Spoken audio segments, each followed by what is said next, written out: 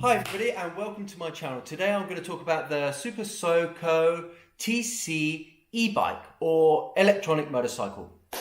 I've owned this bike for more than 1 year, and in that year I have put maybe more than 7,000 kilometers on the bike. I really like it. I wanted to tell everybody about it. Okay, so I'm going to talk about the good, the bad, the issues I've had, and some information about the bike. Right, the good.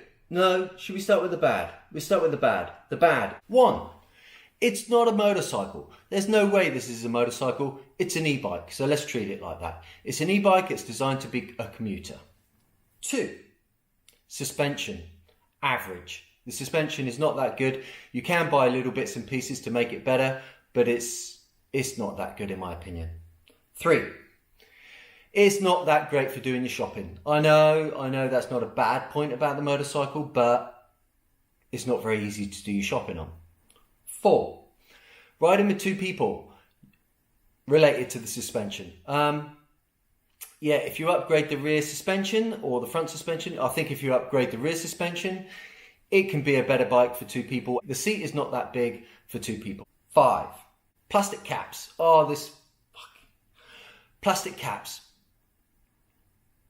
Every Super Soco that I have seen has lost the plastic caps on the back of the bike or on the bits of tube on the bike. 6. It's a little bit of a pain to change the foot peg position. The foot peg position you can change, but it's a little bit difficult. I'll leave it at that. 7. The build quality. I would give the build quality on this bike around 8 out of 10. I've seen other e-bikes that are much better built, and to be honest, this comes around an 8. So there you go. Okay, so let's talk about some issues. Okay, so we're going to work up to the good stuff. So issues I've had with the bike. I've had 2 firmware updates done by the shop. No charge. 1 replacement battery. I don't know why they replaced it. They just did. Got a brand new battery, so that was a bonus.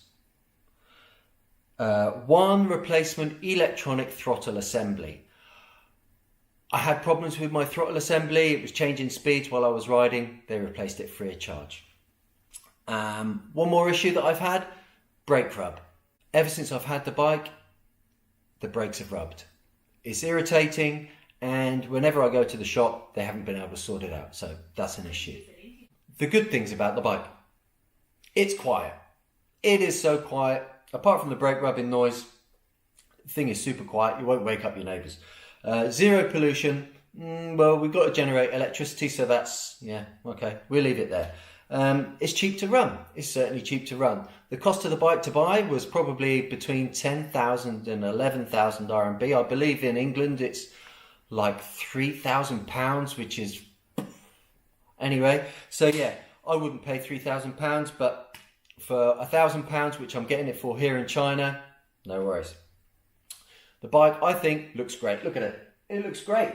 It's a great looking bike. I like the look of it.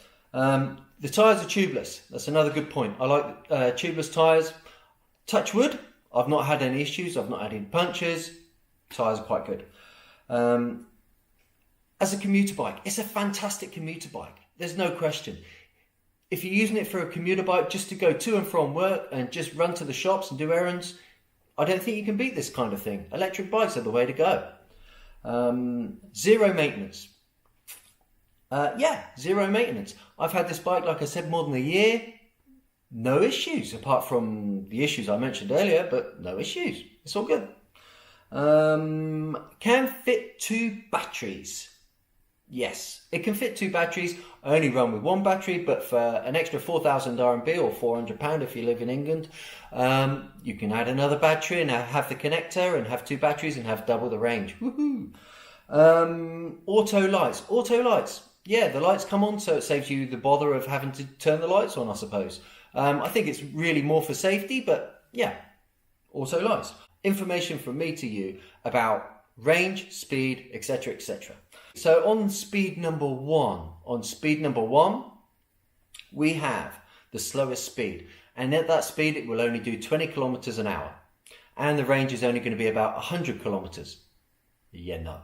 Speed number 2, medium speed, 40 to 45 kilometers per hour. Yes, it will do that. Will it do the range of stated 82 kilometers in that range? No, it will not. It will only do 50 to 60k. Speed number 3, the fast speed. It will go 70 to 75 kilometers per hour. No worries, it will hit that. But will it do the range of advertised 60 kilometers at that speed? Yeah, nah. It will probably do between about 30 and 40 in my experience. So, like I said before, this is a great commuter bike. That's all it'll do. Riding experience of this motorcycle. I don't know really what to say about it. It rides like a motorcycle. The seat is quite comfortable. The ergos are not too bad.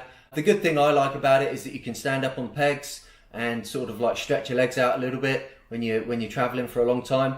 Don't know really what to say about it. I mean, it's a bike. All bikes are uncomfortable really, aren't they? You know, you're sort of like sat on a plank of wood and or a plank of metal in this case. And yeah, my experience, it rides okay. Does it go off-road? Yes, it does. Any bike can go off-road. I've taken mine off-road and it doesn't really, it's not like a dirt bike. It doesn't handle that well, but it will go up steep hills. It will ride on whatever terrain you want it to ride on, but just, it's not a dirt bike, okay guys? It's built for the road. It's built for commuting, I think. And I think that that's where its strengths are. This is all the talking that I'm going to do. I really hope that you enjoyed this, and I hope you stayed with it, and I hope that you've got some information out of it. And if you like it, great. I hope I've done you a service, and that's it. Okay, cheers, thanks for watching. Okay, bye-bye.